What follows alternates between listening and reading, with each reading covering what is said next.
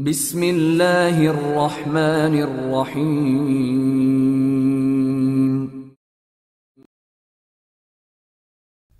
ہارچ Imran series, مصنف مظہر کلیم M.A۔ Statue میں office میں موجود تھا کہ سامنے پڑے ہوئے فون کی گھنٹی بج اٹھی تو اسٹیچو نے ہاتھ بڑھا کر ریسیور اٹھا لیا۔ یس، اسٹیچو نے کہا۔ فشر کی کال ہے، اسپیشل کال چیف۔ دوسری طرف سے اس کے پرسنل سیکرٹری کی آواز سنائی دی۔ فشر کی اسپیشل کال؟ اوہ، بات کراؤ اس سے، اسٹیچو نے ہونٹ چباتے ہوئے کہا۔ ہیلو چیف، میں فشر بول رہا ہوں۔ چند لمحوں بعد ایک مردانہ آواز سنائی دی، لیکن لہجہ بے حد مؤدبانہ تھا۔ کیا بات ہے فشر، کیوں اسپیشل کال کی ہے؟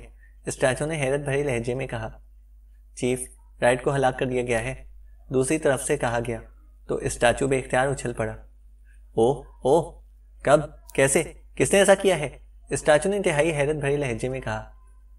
پاکستانی ایجنٹوں نے یہ ساری کارروائی کی ہے چیف، دوسری طرف سے کہا گیا۔ اوہ، ویری بیڈ، یہ لوگ تو میری توقع سے بھی زیادہ خطرناک ثابت ہو رہے ہیں۔ پہلے انہوں نے باکاری کا خاتمہ کر دیا اور اب رائٹ جیسا شخص بھی ان کے ہاتھوں ہلاک ہو گیا۔ کیسے ہوا یہ سب کچھ؟ اسٹیچو نے کہا۔ ڈیوک کے اسسٹنٹ رابنسن نے مجھے اطلاع دی ہے کہ ان کے اسپیشل پوائنٹ پر رائٹ اور ڈیوک دونوں کی لاشیں موجود ہیں۔ تو میں بے حد حیران ہوا۔ میرے پوچھنے پر اس نے بتایا کہ ڈیوک اور رائٹ کی کال ملی کہ پاکستانی ایجنٹ وارو کالونی کی کوٹھی نمبر 82 میں موجود ہیں۔ ڈیوک اپنے گروپ کے ساتھ وہاں جائے اور وہاں خصوصی بے ہوش کرنے والی گیس فائر کر کے ان سب کو اپنے اسپیشل پوائنٹ پر لے جا کر راڈز والی کرسیوں میں جکڑ دے اور پھر اسے اطلاع کرے۔ ڈیوک نے حکم کی تعمیل کر دی اور 2 عورتیں اور 4 مردوں کو بے ہوشی کے عالم میں اس کوٹھی میں لا کر ڈیوک نے اپنے اسپیشل پوائنٹ پر راڈز میں جکڑ دیا اور رائٹ کو اطلاع دی۔ رابنسن بھی اس کے ساتھ تھا۔ پھر رائٹ وہاں پر پہنچ گیا۔ اس کے حکم پر راڈز کے بٹن پریس کر کے ناکارہ کر دیے گئے تھے تاکہ یہ پاکستانی ایجنٹ انہیں کھول نہ سکے۔ پھر رابنسن کو کسی کام کی وجہ سے ڈیوک نے کلب بھجوا دیا۔ اب رابنسن نے ڈیوک سے رابطہ کرنے کی کوشش کی تو وہاں سے کوئی جواب نہ ملا، جس پر رابنسن خود وہاں پر گیا تو وہاں رائٹ، ڈیوک اور اس کے 2 آدمیوں کی لاشیں موجود تھیں، جبکہ وہ پاکستانی ایجنٹ غائب ہو چکے تھے۔ رابنسن نے مجھے اطلاع دی اور میں اس اطلاع پر خود وہاں پر گیا کیونکہ مجھے اس رپورٹ پر یقین نہ آ رہا تھا، لیکن وہاں واقعی ایسا ہی تھا۔ ڈیوک اور اس کے ساتھیوں اور رائٹ کی لاشیں ٹارچنگ روم میں پڑی ہوئی تھیں۔ رابنسن نے بتایا کہ وہاں خصوصی مشینیں نصب ہیں۔ جب میں نے انہیں چیک کیا تو جو صورتحال نظر آئی ہے اس کے مطابق باس رائٹ بے حد مطمئن تھا، لیکن اچانک ایک عورت نے اپنی راڈز کھول لیے اور پھر اس عورت نے ہی ڈیوک اور اس کے 2 ساتھیوں کا مشین پسٹل سے خاتمہ کیا۔ اس کے بعد اس عورت اور باس کے رائٹ کے درمیان خوفناک مقابلہ ہوا، لیکن وہ عورت باس رائٹ کے فائر کھولنے میں کامیاب ہو گئی اور اس طرح باس رائٹ ہلاک ہو گئے۔ اس کے بعد وہ سب وہاں سے چلے گئے، فشر نے تفصیل بتاتے ہوئے کہا۔ اس کا مطلب ہے کہ وہ رائٹ سے سب ہیڈ کوارٹر کے بارے میں کچھ نہیں پوچھ سکے، اسٹیچو نے کہا۔ باس رائٹ سے ان کی اس موضوع پر بات ہوئی تھی اور باس نے انہیں مساگر کلب کے بارے میں بتایا تھا، فشر نے جواب دیا۔ گڈ شو، اس کا مطلب ہے کہ رائٹ اصل بات پھر بھی چھپا گیا۔ گڈ شو، میں اس لیے پریشان ہو گیا تھا کہ کہیں رائٹ سے انہوں نے سب ہیڈ کوارٹر کے بارے میں تفصیلات معلوم نہ کر لی ہوں، اسٹیچو نے انتہائی اطمینان بھرے لہجے میں کہا۔ باس رائٹ نے انہیں SVS کے بارے میں بتا دیا تھا، لیکن یہ نہیں بتایا کہ SVS کہاں نصب ہے، فشر نے جواب دیتے ہوئے کہا۔ ٹھیک ہے، لیکن اب اس گروپ کا خاتمہ ہر صورت میں ہونا چاہیے۔ میں اب تک مطمئن تھا کہ رائٹ جیسا آدمی لامحالہ یہ کام کر لے گا، لیکن اب رائٹ کے اس طرح خاتمے سے ظاہر ہوتا ہے کہ یہ لوگ آسانی سے ہلاک ہونے والے نہیں ہیں۔ ان کے لیے ناراض سے خصوصی گروپ منگوانا پڑے گا، اسٹیچو نے کہا۔ اس کی ضرورت نہیں ہے چیف، اصل میں باس رائٹ ضرورت سے زیادہ خود اعتمادی کی وجہ سے مار کھا گئے ہیں۔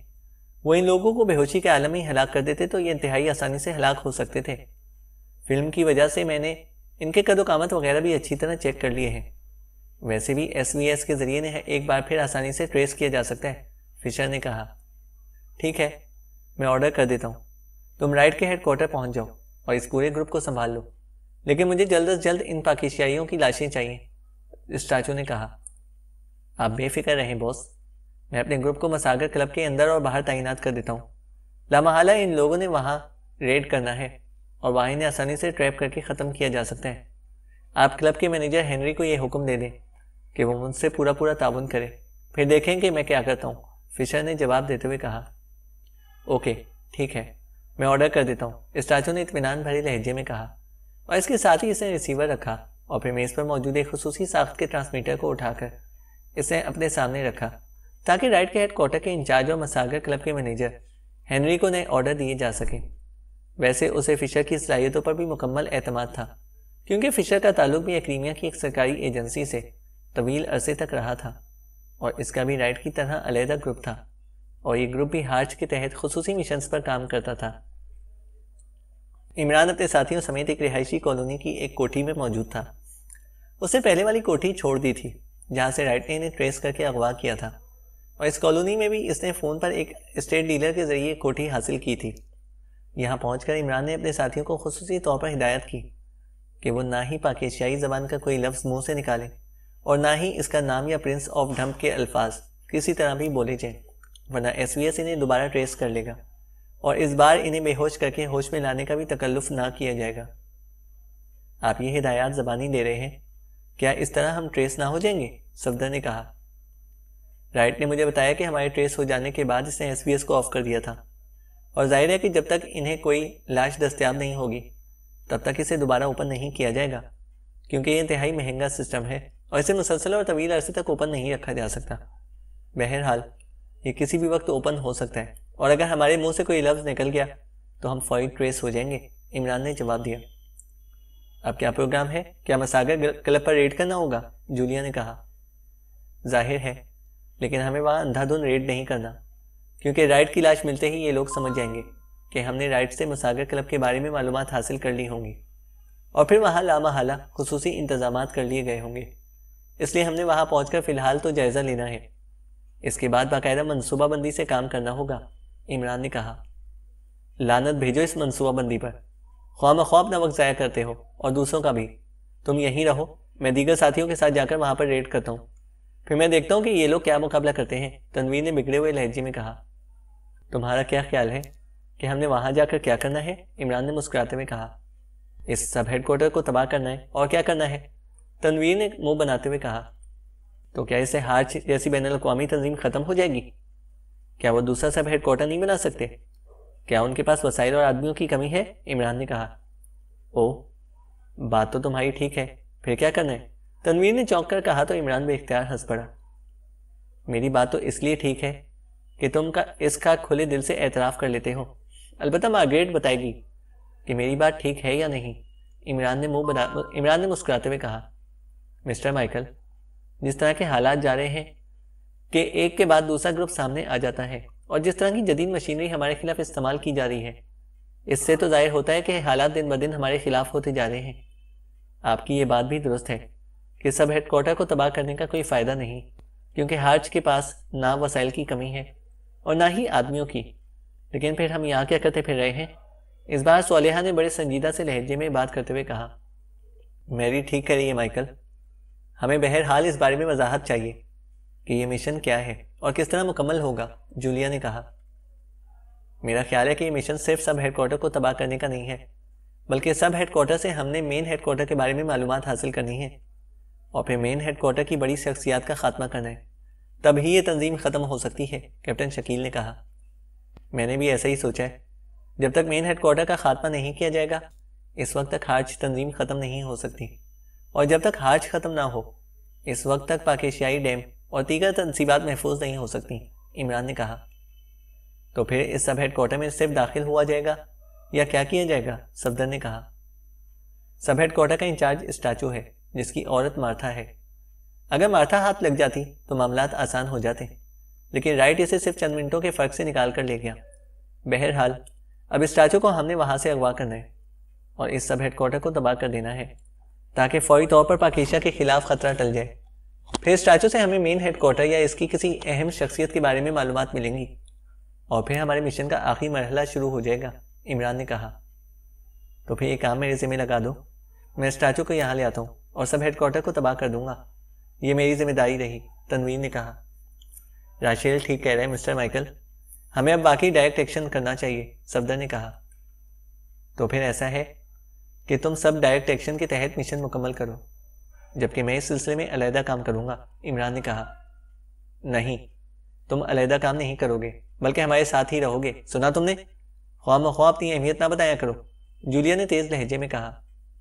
مس مارگریٹ، آپ اسے مجبور نہ کریں، آپ لیڈر بن جائیں لیکن کریں ڈائریکٹ ایکشن، تنویر نے کہا۔ ٹھیک ہے، ایسا ہی ہوگا، چلو اٹھو، جولیا نے بڑے جوشیلے لہجے میں کہا اور اٹھ کر کھڑی ہو گئی۔ ارے ارے، بغاوت، اور وہ بھی میرے سامنے؟ ارے چیف نے مجھے لیڈر بنا کر بھیجا ہے، عمران نے بوکھلائے ہوئے لہجے میں کہا۔ مسٹر مائیکل، میرا ووٹ آپ کے ساتھ ہے، ہمیں اندھا دھند کو اقدام نہیں کرنا چاہیے، کیپٹن شکیل نے اچانک کہا۔ تو پھر یہاں بیٹھ کر سوچتے رہو، آؤ مارگریٹ، تنویر نے بھڑک کر کہا۔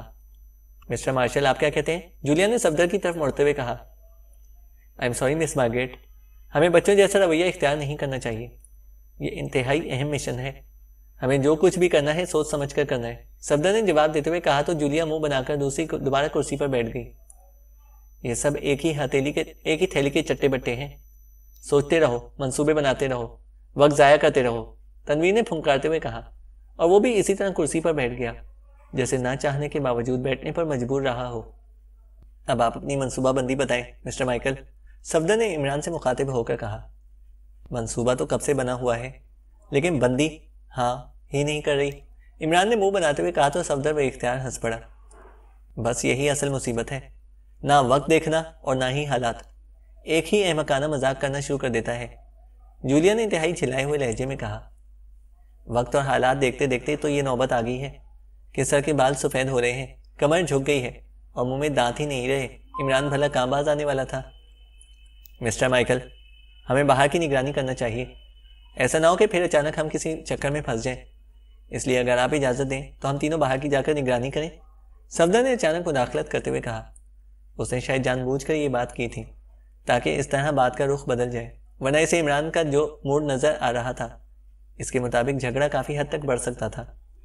لیکن اصل نگرانی تو یہاں ہونی چاہیے جہاں مجھ جیسا معصوم اور بھولا بھالا سا نوجوان موجود ہے، عمران نے کہا تو سب بے اختیار ہنس پڑے۔ تم بھولے بھالے اور معصوم، تم جیسا خوراٹ دنیا میں پیدا ہی نہیں ہوا، جولیا نے اس بار ہنستے ہوئے کہا، اس کا موڈ بھی عمران کی بات سن کر بدل گیا تھا۔ کیسے پیدا ہو سکتا ہے؟ جب تک منصوبہ بندی کا ساتھ نہ ہو، کیوں راشیل؟ عمران نے کہا تو جولیا بے اختیار اٹھی اور تیز سے قدم اٹھاتی دروازے کی طرف بڑھتی چلی گئی۔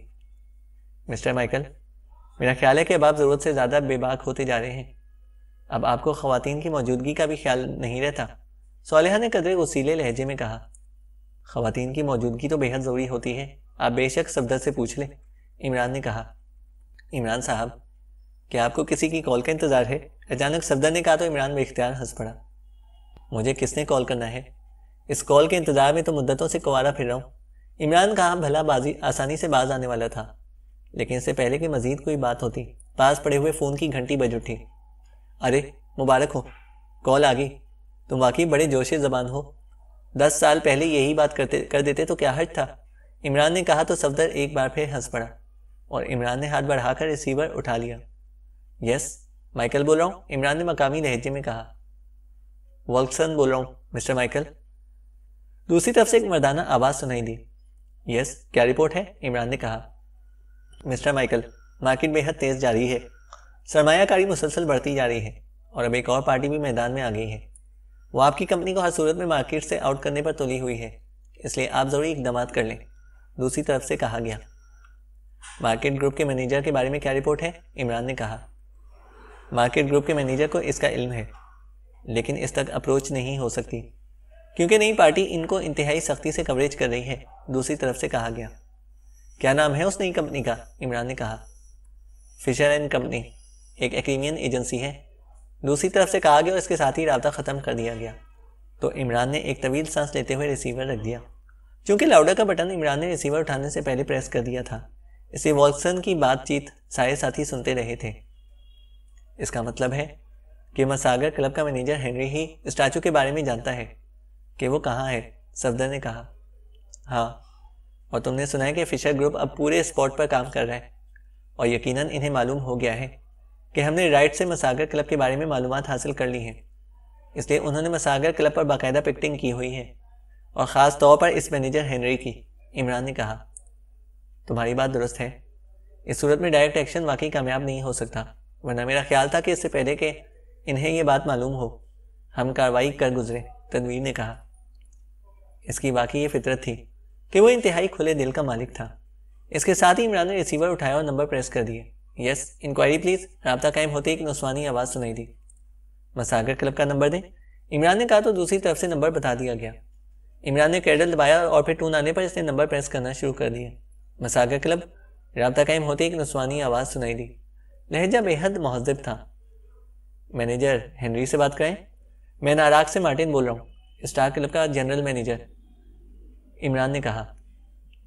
ہولڈ کریں، دوسری طرف سے کہا گیا۔ ہیلو، ہنری بول رہا ہوں۔ چند لمحوں بعد ایک مردانہ آواز سنائی دی۔ اس کا لہجہ بھی باوقار اور مہذب تھا۔ ناراک کے اسٹار کلب سے جنرل مینیجر مارٹن بول رہا ہوں، عمران نے بھی باوقار لہجے میں کہا۔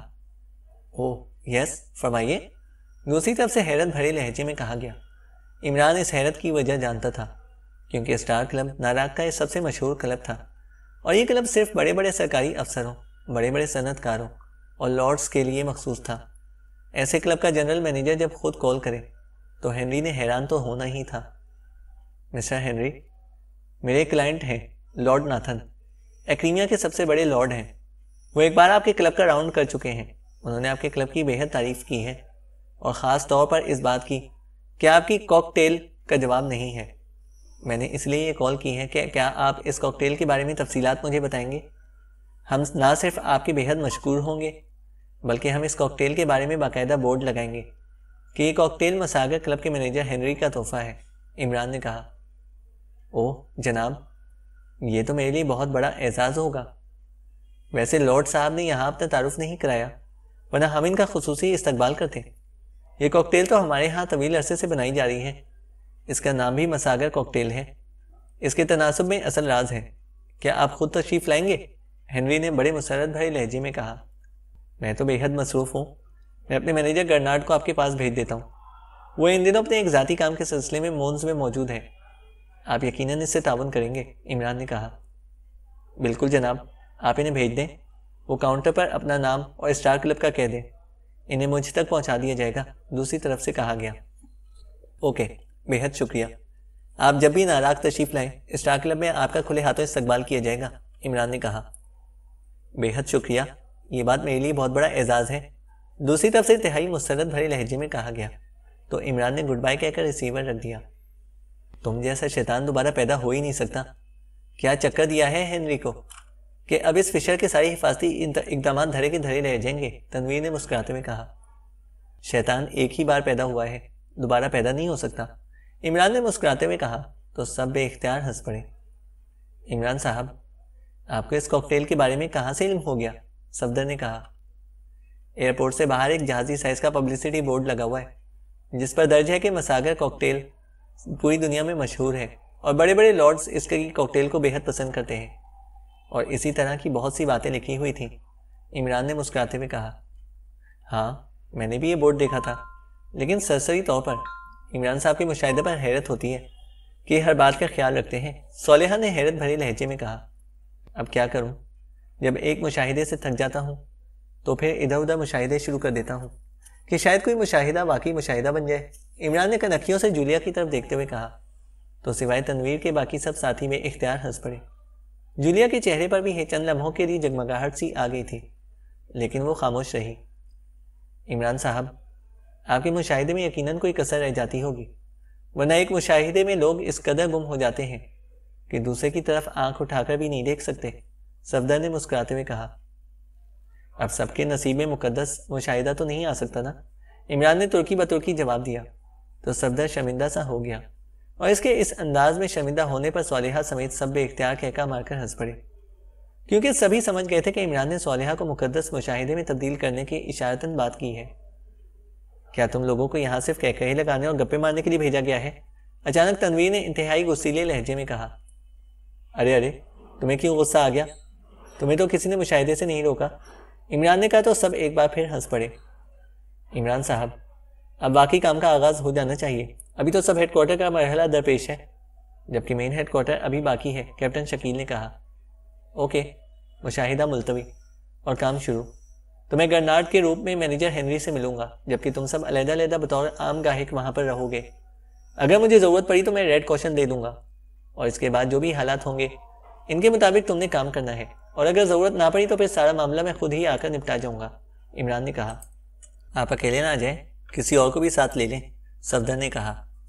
نہیں، وہاں انتہائی سختی ہوگی، خاص طور پر مینیجر ہنری کے گرد، اور مجھے نہ جانے کتنے مراحل سے گزرنا پڑے، جبکہ عام آدمی کو چیک نہیں کیا جائے گا، لیکن سب لوگوں کو نظروں میں نہیں آنا چاہیے۔ اب باقی تم خود سمجھدار ہو کہ ضرورت پڑنے پر کیا رد عمل ہونا چاہیے، عمران نے کہا، تو سب نے اسبات میں سر ہلا دیے۔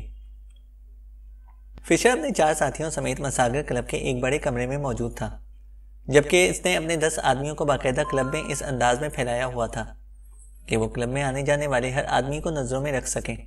کیونکہ یہ کلب اعلیٰ سوسائٹی کا تھا، اس لیے اس کے آدمیوں کی جیبوں میں مشین پسٹل تھے، اور وہ 2 کے گروپ میں کلب کے مختلف ہالوں میں بطور گاہک موجود تھے۔ میں نے مینیجر ہنری سے بات کر لی ہے، سب ہیڈ کوارٹر کے راستے اور وہاں کے بارے میں صرف مینیجر ہنری ہی جانتا ہے، اور وہی چیف اسٹاچو سے بات کر سکتا ہے۔ اس لیے لامحالہ پاک ایشیائی ایجنٹ کسی نہ کسی انداز میں ہنری کو ہی گھیریں گے، اس لیے تم چاروں نے ہنری کے آفس سے ملحقہ کمرے میں موجود رہنا ہے۔ ہنری شک پڑنے پر یا کسی بھی شک کو محسوس کرنے پر بٹن دبائے گا تو ہنری اور اس کے کمرے کی درمیانی دیوار غائب ہو جائے گی، اور تم نے وہاں موجود ہنری اور میرے علاوہ جو بھی آدمی موجود ہو اسے کور کر لینا ہے، لیکن جب تک میں نہ کہوں تم نے فائر نہیں کھولنا، کیونکہ وہاں مشکوک آدمی کے پاس اسلحہ نہیں ہوگا، اس لیے ہم اس سے پوچھ گچھ کر سکتے ہیں۔ فشر نے کہا تو اس کے چاروں آدمیوں نے اس بات میں سر ہلا دی۔ یس باس، آپ کے حکم کی تعمیل ہوگی، ایک نوجوان نے کہا تو فشر نے جیب سے ایک چھوٹا سا فکس فریکوینسی کا ٹرانسمیٹر نکالا اور اس کا بٹن آن کر دیا۔ ہیلو فشر کالنگ، اوور، فشر نے کال دیتے ہوئے کہا۔ یس ہنری اٹینڈنگ یو، اوور، دوسری طرف سے ہنری کی آواز سنائی دی۔ ہنری، اپنا ایک آدمی یہاں میرے کمرے میں بھیج دو تاکہ وہ میرے 4 آدمیوں کو موونگ روم میں لے جائے، میں نے انہیں مکمل طور پر ہدایات دے دی ہیں، اوور، فشر نے کہا۔ ٹھیک ہے، جیسے آپ کہیں، مجھے آپ سے مکمل تعاون کا حکم دیا گیا ہے، اوور، دوسری طرف سے قدرے ناخوشگوار لہجے میں کہا گیا۔ ناراض ہونے کی ضرورت نہیں ہے ہنری، پاک ایشیائی ایجنٹ دنیا کے خطرناک ترین ایجنٹ ہیں، اس لیے مجھے ہر پہلو کو سامنے رکھنا پڑتا ہے۔ اب دیکھو، میں اس لیے تمہارے ساتھ فکس فریکوینسی ٹرانسمیٹر پر بات کر رہا ہوں کہ تمہارا فون بھی جدید آلات کے ذریعے باہر چیک کیا جا سکتا ہے، اوور، فشر نے کہا۔ ٹھیک ہے، آپ جیسے بہتر سمجھیں کریں، میں بہرحال تعاون کروں گا، اوور، ہنری نے جواب دیا۔ تم آدمی بھیج دو تاکہ اس کے بعد تمہارے آفس میں آ جاؤں، اوور اینڈ آل، فشر نے کہا اور ٹرانسمیٹر آف کر کے اسے جیب میں رکھ لیا۔ باس، نہ جانے یہ لوگ کب آئیں اور ہمیں کب تک وہاں رہنا ہوگا، اس آدمی نے بات کی جس سے پہلے بات کی تھی۔ یہ انتہائی خطرناک ایجنٹ ہے فرانس، اور ہارچ کا سب ہیڈ کوارٹر اس وقت شدید خطرے میں ہے۔ ہم سے پہلے رائٹ اور باکاری جیسے ایجنٹ ان کے ہاتھوں ہلاک ہو چکے ہیں، اور اب ایس بھی ان کی نشاندہی نہیں کر پا رہا۔ اب ہمارے پاس آخری حربہ یہی رہ گیا ہے کہ ہم یہاں ان کے خلاف اس انداز میں پکٹنگ کریں کہ کسی صورت بھی بچ کر نہ جا سکیں، اور نہ ہی سب ہیڈ کوارٹر کے خلاف کوئی ایکشن ہو سکے۔ اس کے لیے چاہے ہمیں ساری زندگی ان کا انتظار کیوں نہ کرنا پڑے، ہمیں کرنا ہوگا، فشر نے تفصیل سے بات کرتے ہوئے کہا۔ یس باس، لیکن باس، ہنری اب باقی ساری عمر اس آفس میں نہیں بیٹھا رہے گا، پھر، فرانس نے کہا۔ اس کی رہائش گاہ پر پہلے میں نے انتظامات کر رکھے ہیں، بے فکر رہو، جب ہنری رات کے آفس سے اٹھے گا تو تمہاری ڈیوٹی بھی ختم ہو جائے گی، فشر نے جواب دیا تو فرانس نے اس بات میں سر ہلا دیا۔ تھوڑی دیر بعد دروازہ کھلا اور ایک نوجوان اندر داخل ہوا۔ اس نے فشر اور اس کے ساتھیوں کو سلام کیا۔ آئیے جناب، میں آپ کو موونگ روم میں پہنچا دوں، نوجوان نے مؤدبانہ لہجے میں کہا۔ کیا نام ہے تمہارا؟ فشر نے کہا۔ نارمن جناب، نوجوان نے جواب دیا تو فشر نے جیب سے وہی فکس فریکوینسی کا ٹرانسمیٹر نکالا اور اس کا بٹن آن کر کے کال کا دینا شروع کر دی۔ یس ہنری اٹینڈنگ یو، اوور، دوسری طرف سے ہنری کی آواز سنائی دی۔ جس آدمی کو تم نے موونگ روم میں لے جانے کے لیے بھیجا ہے اس کا کیا نام ہے؟ اوور، فشر نے کہا۔ نارمن، کیوں؟ اوور، دوسری طرف سے حیرت بھرے لہجے میں کہا گیا۔ کچھ نہیں، ویسے ہی چیکنگ کر رہا تھا، کیونکہ ان پاک ایشیائی ایجنٹوں کے خلاف ہمیں ہر طرف سے ہوشیار رہنا پڑے گا، اوور اینڈ آل، فشر نے کہا اور ٹرانسمیٹر آف کر کے اس نے اسے واپس جیب میں ڈال لیا۔ اوکے، تم جاؤ چاروں نارمن کے ساتھ اور پوری طرح ہوشیار رہنا، فشر نے اٹھتے ہوئے کہا۔ یس باس، فرانس نے کہا، اور پھر وہ چاروں نارمن کے پیچھے چلتے ہوئے کمرے سے باہر چلے گئے تو فشر اٹھ کھڑا ہوا۔ اس کا خیال تھا کہ وہ پہلے پورے کلب کا چکر لگا کر اپنے آدمیوں کو چیک کر کے ہنری کے آفس میں جائے گا، اس لیے وہ اس کمرے سے نکل کر ایک ہال کی طرف بڑھ گیا۔ اس کے چہرے پر گہرے اطمینان کے تاثرات نمایاں تھے، کیونکہ اس نے کلب میں واقعی ایسے انتظامات کر دیے تھے کہ کسی مشکوک آدمی کا ہنری تک پہنچنا ہر لحاظ سے محال ہو چکا تھا، اور اگر کوئی پہنچ بھی جاتا تو نہ صرف وہاں فشر خود موجود ہوتا بلکہ موونگ روم میں اس کے 4 مسلح ساتھی بھی موجود تھے، اس لیے مشکوک آدمی کا زندہ بچ کر نکل جانا ہی ناممکن تھا۔ چینل کو سبسکرائب کریں اور بیل آئیکن کو پریس کریں تاکہ ہماری ہر اپڈیٹ آپ کو بر وقت مل سکے۔